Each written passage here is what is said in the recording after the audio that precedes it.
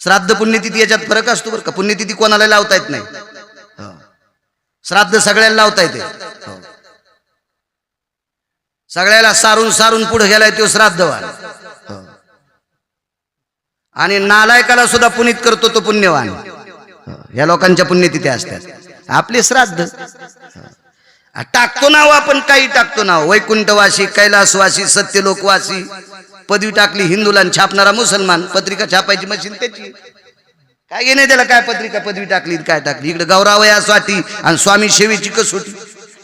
त्या पात्रतेची योग्यता असेल तर ती आपण पदवी लावा असा निर्णय. मला काही माणसं शास्त्री पदवी टाकायचे. अरे म्हणलं हरिपाठ रिवश आहे माझा, अजून हरिपाठ पाठ नव्हता मला, मेरी सांगाय, तरी मला तुम्ही शास्त्री पदवी टाकता. लय पदे वाटतात. या महाराष्ट्रात पहिले 3 शास्त्री आले. पहिले महाराष्ट्रात 3 शास्त्री. ते आपल्या परभणी जिल्ह्याचं वैभव. महाराष्ट्रात पहिले आणि काशी विद्यापीठात पहिले. आता हयातीत आहेत. हयातीत 2 शास्त्री जात राहिले. तुकाराम महाराज महामुनी आणि जगन्नाथ अण्णा पवार. जगन्नाथ अण्णा पवार नुसते शास्त्री नव्हते, काव्यतीर्थ होते. माणसं कीर्तन ऐकतील नवल नाही, लाखो महाराज लोक डायऱ्या घेऊन बसत होते. ते जगन्नाथ अण्णा पवार वेदांत वाचस्पती काव्यतीर्थ. काशी विद्यापीठातले महाराष्ट्रातले पहिले 3 शास्त्री तुकाराम महाराज महामुनी, जगन्नाथ अण्णा पवार आणि दैठणकर शास्त्री, प्रल्हाद महाराज शास्त्री दैठणकर. ते आत्ता सुद्धा आहे. काय काय हे पदवी लावून घेण्याच्या लायकीचे, अधिकाराचे, योग्यतेचे लोक आहेत. परवाला आमचा एक पुतण्या म्हणला मी इशारत झालो. म्हणजे कशात? गायनात. हो 4 पदव्या घेतल्यात म्हणला, 4 परीक्षा पास झालो मी, इशारत झालो. चल म्हणलं भजन कर. त्याच्या बाजूला 2-3 वघारण 2-3 गायी बांधल्या आणि भजन कर म्हणलं. त्यानं गाला सुरुवात केल्या, वघाऱ्यानं साखळ्या तोडल्या. तुला इशारत पदवी देणारा कोणी इकडे आण म्हणलं. त्याची बसायची जागा निबर काठीनं आणतो. काय लायकी लागेल ना, पात्रता लागेल ना. बऱ्याच लोकांना वाटतं आम्हाला चोंबळा, आम्हाला चोंबळा, आम्हाला चोंबळा.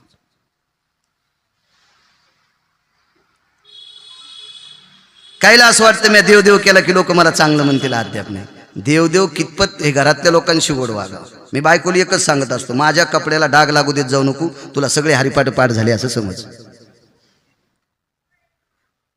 तू शेलूतल्या 17 देवायला पाया पडायली, माझ्या अंगाला 17 डाग, काय कामाची तू इकडे तिकडे जाऊन? उलटा तिथल्या लोकायला करता येतो. हा चांगल्या माणसाला पेडा द्यायचा तर तूच हात पुढं करायली, काय कामाचं नाही. आज आली असेल कीर्तन इथलं ऐकायला भेटतं, त्याच्यामुळे जरा कमी बोलत असतो. समोर आहे ना ते.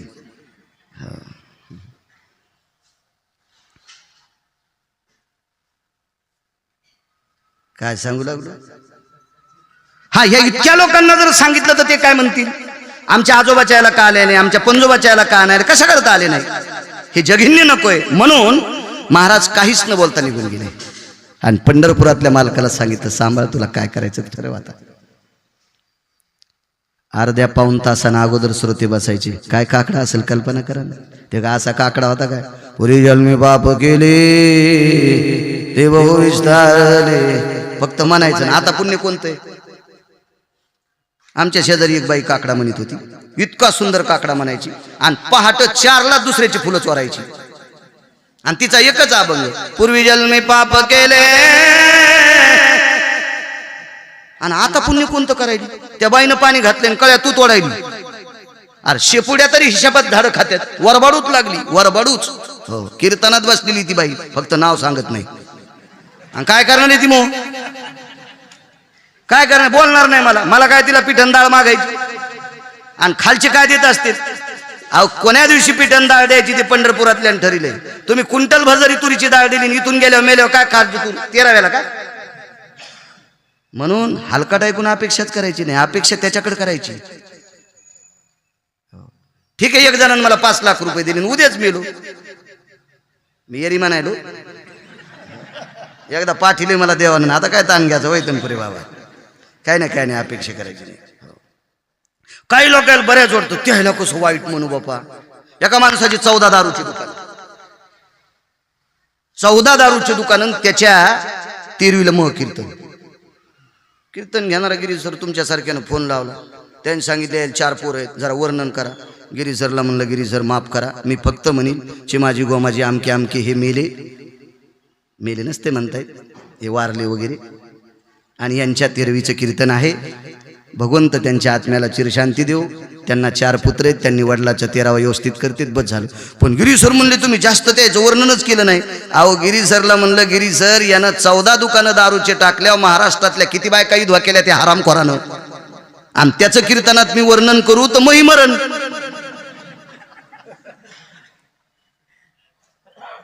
मला मंदिरानं मागावं लागेल असं आहे का नाही गजमल दादा? काय वर्णन करायचं मला सांगा ना तुम्ही. इतक्या पुरतं वर्णन केलं ठीक आहे, कशाला आगाव सांगायचं.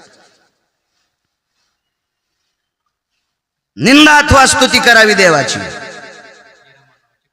येरा मानवाची करू नये.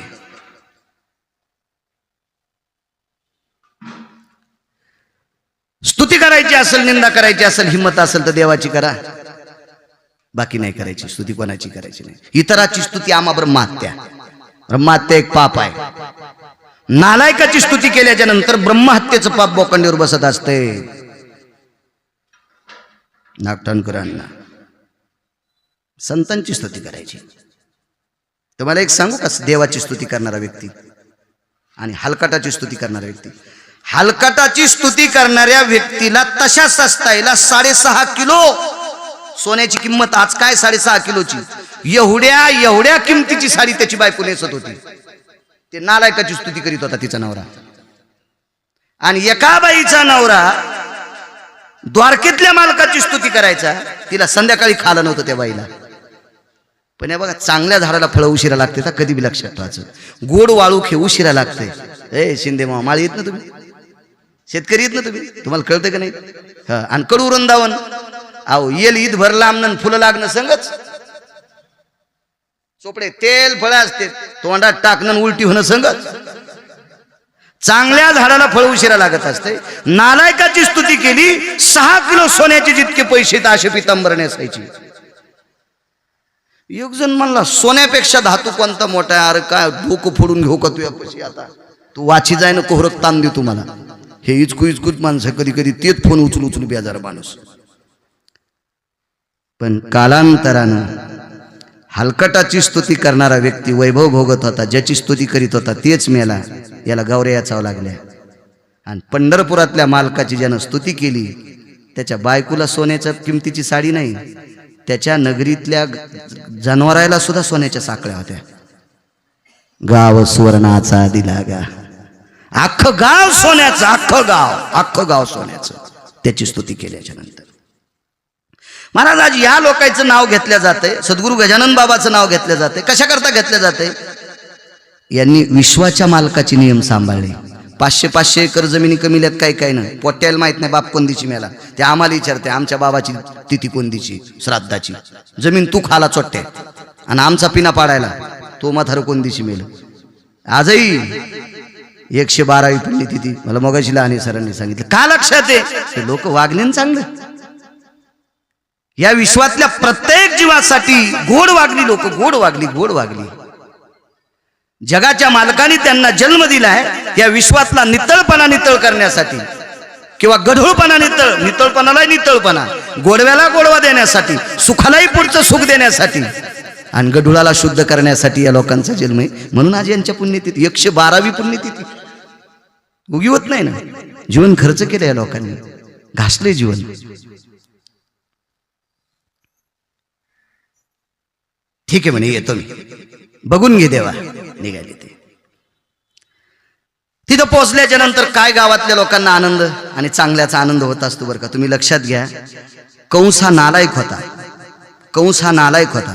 मी तर त्याला कंस म्हणत नाही, मी कंशात म्हणतो. परद्वेषी, दुसऱ्याचं ज्याला खपत नाही त्याच्यात कंस शिरलाय असं समजायचं. एखाद्याचा बंगला जर एखाद्याला आवडत नसेल, काही गरज नाही, त्याची जात माहित नाही, त्याचा पंत माहित नाही, त्याचा व्यवसाय माहित नाही, काय बंगला बांधला नालायकानं, तुझ्या पोटात कोण डबा उठायला असं समजायचं. याच्या अंगावर कंस पडलाय. पराविया देखोनी अंगना, दुसऱ्याची सुंदर परस्त्री दिसल्याच्या नंतर ज्याच्या अंतकरणात काम उत्पन्न होतो असं समजायचं याच्या अंगात रावण घुसलाय.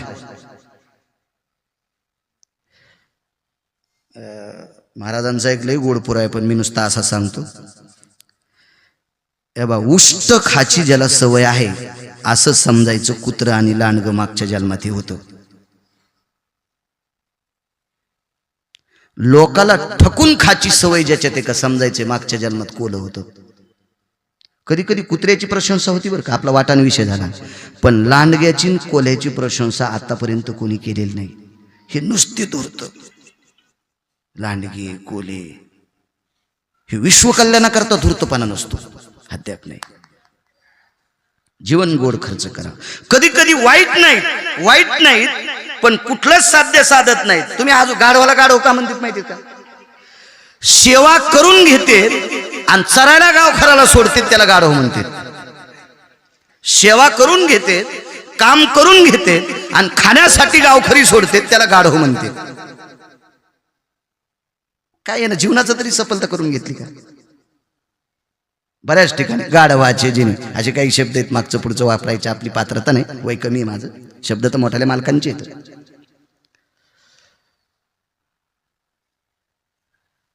पण शक्यतो गाढवांची संख्या जास्त वाढली. आता बरीच गाढव झाले, खूप गाढव. चांगल्या चांगल्या हत्तीला बेजार करतात गाढव. आणि हत्ती जर गाढवाच्या नादी लागत असेल टकले अण्णा, तर हत्तीला गाढवाचीच उपमा झाली ना. हत्तीनं गाढवाच्या नादी नाही लागलं पाहिजे. एका नदीच्या कडीला गाढव बसलं, भुकत असतात गाढव भुकत असतात. आनंदी आपण कधी कधी गाढवाच्या भुंकण्याकडे हत्तीने लक्ष नाही दिलं पाहिजे.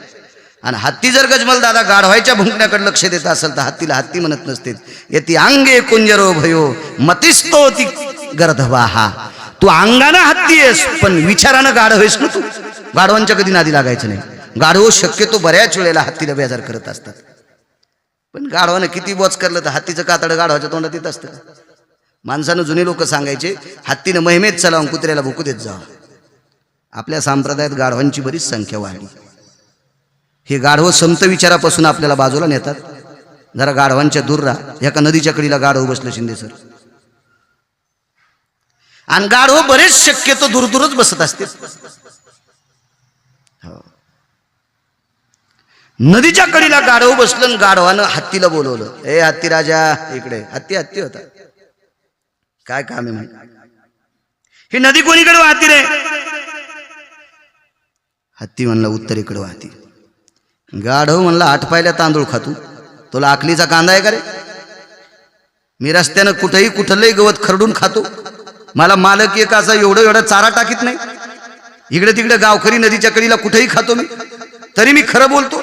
राजा तुला आठ पायला तांदूळ खाऊ घालतो तरी खोटं बोलतो. नदी पूर्वेकडे वाहती. हत्ती म्हणला, याच्यामुळेच तुम्हाला गाढव म्हणतात.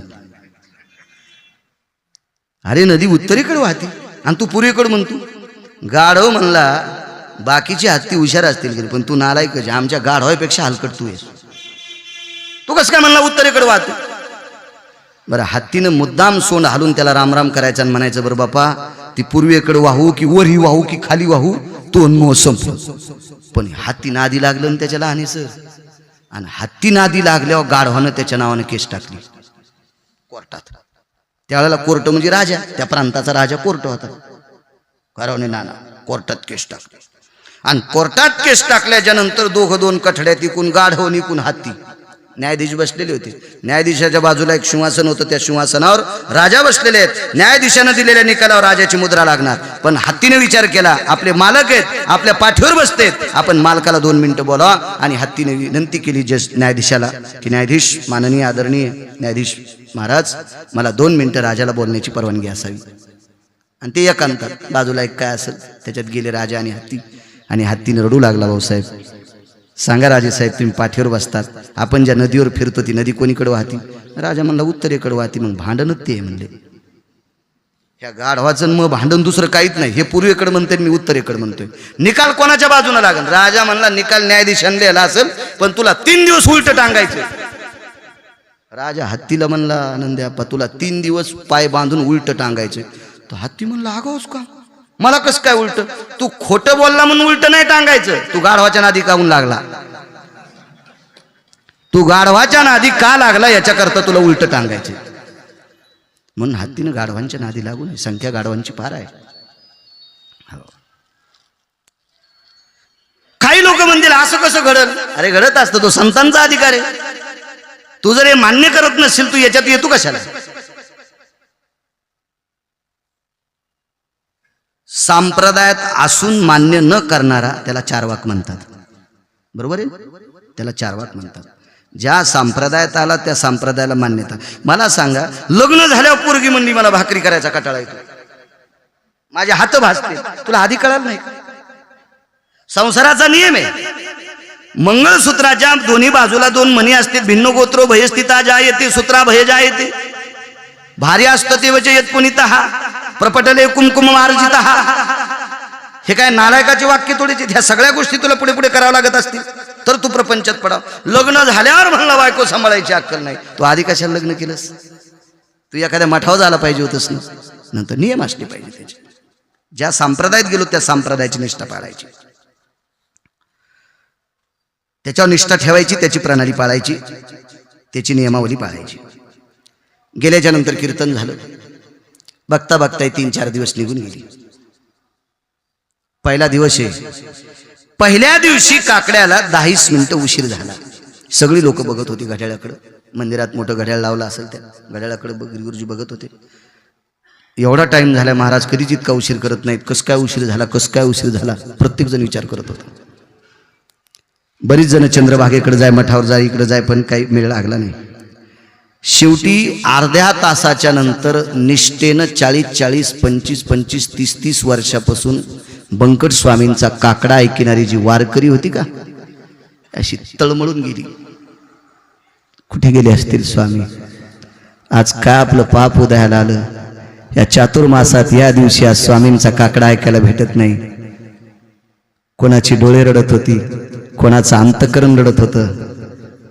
असं द्रवून गेलं शरीर, द्रवून. आणि निष्ठेनं स्वामीचा काकडा ऐकणाऱ्या निष्ठावंतांसाठी पंढरपुरातल्या मालकाचं अंतकरण द्रवलं. पण देवानं विचार केला, स्वामी इथं गैरहजर आहेत, रडून यांना सांगण्यात आपली काही बहाली नाही. त्यांची एकच बहाली होईल, यांना आनंद यांचा द्विगुणित करायचा असेल तर आपल्याला स्वामीचं रूप घेऊन काकडा करावा लागेल. झाला काकडा सुरू. संत मोठे किती असतात, काय काय काय पात्रता असू संतांकडे. मला वाटतं विधात्याकडे तर अजून असेल. मज निरंतर जागविती हा एक शब्द आहे संत वाङ्मयातला. मज निरंतर जागविती. अहो, माणसाला जागवतील नवल नाही, हे पंढरपुरातल्या मालकाला जागवतात. उठा पांडुरंगा प्रभात समयोपातला, वैष्णवाचा मेळा गरुड पारी दाटला, वाळवंटापासून महाद्वारापर्यंत सुरवराची दाटी उभे जोडोनी हात. देवाला जागवण्याची ताकद काय व्याप्ती असल्या लोकांची. काय काकडा सुरू. ब्रह्मांडाचा मालक काकडा म्हणत असताना अभंग, उठा पांडुरंगा प्रभात समयोपातला. कोण कोणाला उठवायले? पांडुरंग. कोणाला उठवायलाय? त्यालाच. विटेवर कोण आहे? तोच. खाली बसलेला तोच. इतका काकडा, रोजच्या पेक्षा 1 पट्टी जास्त वाढली पेटीची, म्हणजे स्वराची पट्टी. काळी 2ला असेल, काळी 3ला म्हणत असतील, काय पांढरी 3ला काय असेल, अशा स्वरात पकडू महाराज काकडा. बाकीचे लोक म्हणले अर्धा तास उशीर झाला कुठे, पण काकडा आज असा होगा मंदिर हालायसारखाच आहे. 2-3 दिवस निघून गेले. 4थ्या दिवशी खरे स्वामी काकड्याला आले. काकडा आटपला नित्यनेमासारखा, रोजच्या सारखा काकडा. पण 3 दिवस एकच चूक झाली, पांडुरंगाची आरतीच म्हटली नाही. एकाही श्रोत्याची हिंमत झाली नाही स्वामी आज आरती चुकली म्हणून. आमच्या सारख्याला खालून कोणी म्हणेल महाराज कडवं चुकलो, कडवं बरोबर आहे त्याचं ते, पण ध्रुवपद चुकलो, त्याला म्हणायची ताकद असते. की ते अधिकारी लोक असते, लोकांना विचार आपण कशाला म्हणायचं काय. नकोय नकोय नकोय. या बा, चांगल्या माणसाच्या तोंडातून पडलेली शब्द ही जप होत असतात. गजानन महाराजांचा जप काय? गणगण गणात बोते. चला, हे कोण्या एखाद्या माणसाने वेगळा जप केला असता तुम्ही म्हणले असते का? संतांच्या मुखारविंदातून पडलेली ती शब्द, ती अक्षरे नव्हती देखा, ती ब्रह्म साम्राज्य दीपका. ज्ञानेश्वरी पाठ आहे तनपुरे महाराजाला. चला आणि सरला बी लय वया पाठीत बरं का. हो, कीर्तनकारांनी यायच्या पुढे हिशोबात बोललं पाहिजे.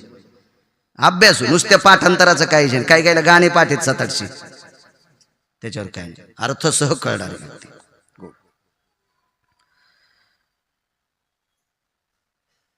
काय सांगू लागलो. हो हा, काकडा आरती म्हटली नाही. 14व्या दिवशी आरती सुरू झाली. आता काही निष्ठावंत लोक स्वामींपेक्षा वयस्कर होते.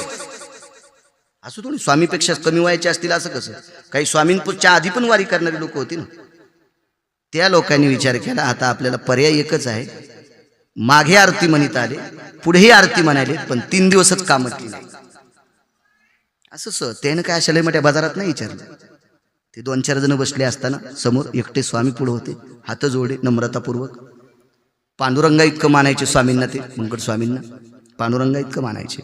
स्वामी एक विचारू, आतापर्यंत ज्यावेळेस पासून आम्ही चातुर्मासात काकडा ऐकतो त्यावेळेस पासून आरती तुम्ही एक घेत होता फक्त ह्या कालच्या 3 दिवसात, आणि आज पुन्हा सुरू केली. ह्या 3च दिवस तुम्ही आरती ती म्हणली नाही. गेली 30, 35, 20, 25 वर्षापासून काय काय लोक ऐकत होते. 10 वर्ष 5 वर्षापासून काकडा ही आरती म्हटली. स्वामींनी सांगितलं, अरे मी 3 दिवस हजरच नव्हतो, मी काकडाच केला नाही, तर आरती म्हटली काय नाही म्हटली काय हे अंगावर कशाला माझ्या घाण टाकता तुम्ही. घेणं देणं मी नव्हतोच ना. पण शिंदे सर एकही मानायला तयार नाही. काकडा तुम्हीच म्हणला, काकडा तुम्ही म्हणलेला आम्ही ऐकला. 3 दिवस आरती तुम्ही म्हणली नाही, ते सुद्धा आम्ही पाहिलं. आज तुम्ही म्हणली, तेही आज आम्ही बघितलंय. काकड्याला तुम्हीच होते, ऐकायला तयारच नाही. दटवलं स्वामींनी, त्यांच्या परीने जे दटवता येईल ते दटवलं, पण तिला ऐकणारे बी अधिकारी लोकच होते ना. त्यांनी सांगितलं आतापर्यंत जी संप्रदायावर निष्ठा आहे त्या निष्ठेची आम्ही शपथ वाहू. आम्ही तुम्हाला खोटं बोलणार नाहीत, काकडा तुम्हीच केला. थांबा म्हणले. पुजाऱ्याला बाजूला सरकिलं आणि हात जोडेला आणि गुरुजी विटेवरच्या मालकाला, देवा अरे ही 5 लोक बोलतात, ही निष्ठावंत वारकरी आहेत, ही सात्विक सदाचारी लोक आहेत, पुण्यशील लोक आहेत. समोरच्यानं केलेल्या परमार्थाची दिलेली पैसे दारूच्या दुकानात वापरणारी लोक नाही ती. दिलेलं पाकिट हॉटेलवर जेवण्यासाठी वापरणारी लोक नाही ती. ही निष्ठेनं परमार्थ करणारी लोक आहेत. आणि हे म्हणतात मी काकडा केला, मी हजर नाही, तुला माहिती ना देवा. त्यावेळेला विटेवरची मूर्ती थरथर कापत होती. कोणाला कापतं काय ते? विटेवरचा मालक हा ठराविक लोकांनाच थरथर कापला. वारकरी संप्रदायामध्ये विटेवरचा मालक जर विटेवर थरथर कापत असेल तर माझ्या वाचण्यात 6 लोकांची यादी आहे. त्याच्यापैकी 1 नंबरला नामदेव आहे आणि 2 नंबरला एका वारकऱ्याकडे बघतच नव्हता. 27 वर्ष त्या वारकऱ्याचं तोंड पाहायची हिंमत नव्हती पंढरपुरातल्या मालकाची. त्या वारकऱ्याचं नाव होतं शेना महाराज. दाढ्या कटिंग करणारा लोकांच्या महात्मा. दाढी कटिंग करायची, दाढी कटिंग. शेना महाराजांच्या धर्मपत्नी पंढरपूरला आल्या तर पंढरपुरातला मालक शेना महाराजांच्या पत्नीला बोलला, हाय साहेब आलीस, आलीस माझ्या भेटीला आलीस. कमरेवरला हात काढा शेना महाराजाच्या पत्नीच्या पाठीवर टाकला. गजमल दादा हात पाठीवर टाकला पंढरपुरातल्या मालकानं. बाई समोर गेल्यावर माग पाहती तर शेना महाराज आल्यावर देव खाली पाहत होता. जीवनात फक्त एकदाच शेना महाराजाकडे बघितलं. त्या वारीला आल्यावर शेना महाराजानं वस्तारा घासायची शिली विकत घेतली होती. वस्तारा घासायचं निशाणा असतो ना, ती शिली विकत घेतली. शिली म्हणायची तिला, शिली. जुन्या काळात सुतार पांचाळ आहेत ना ते सुतार, त्यांच्याकडे ते घासण्यासाठी ती पटाशी वगैरे. आता काय यंत्र निघले त्याच्यामुळे काय प्रश्न नाही. त्या दिवशी चेहऱ्याकडे बघितलं तर धर्मपत्नीनं सांगितलं, मालक माझ्या पाठीवर आज पंढरपुरातल्या मालकानं हात टाकला. तुमच्या कधी पाठ टाकला? हात टाकला? तुला काय सांगू लक्ष्मी, पाठीवर हात नाही टाकला. इतक्या वर्षापासून मी वारी करतो, एकदा पण माझ्याकडे बघितलं नाही, पण आज काय योग आलाय माझ्याकडे बघितलं, काय तुमचं पुण्य उदयाला आलं. नाही नाही लक्ष्मी, देवानं माझ्याकडे बघितलंय ते अर्थी काहीतरी चुकलंय.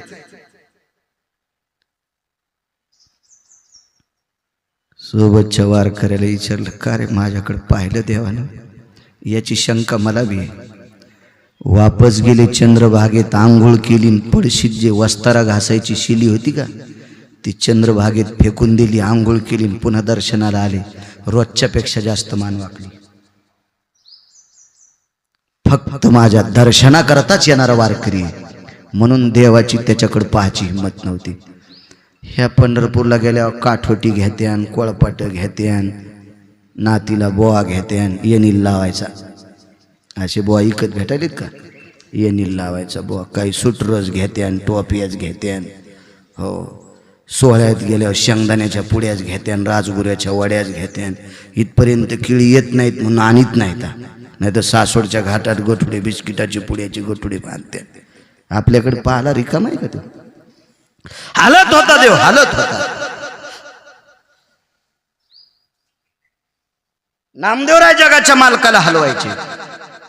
एके दिवशी दामुशेटी बाजाराला गेले, बाबा हाटाला गेले. हाट म्हणजे बाजारच, हाट शब्द होता. सांगितलं नामा, मला वेळ झालाय रे, तू आज देवाचा नैवेद्य घेऊन जा. नामदेवराय ते नैवेद्य घेऊन मंदिरात गेले. काय होतं त्या नैवेद्याला?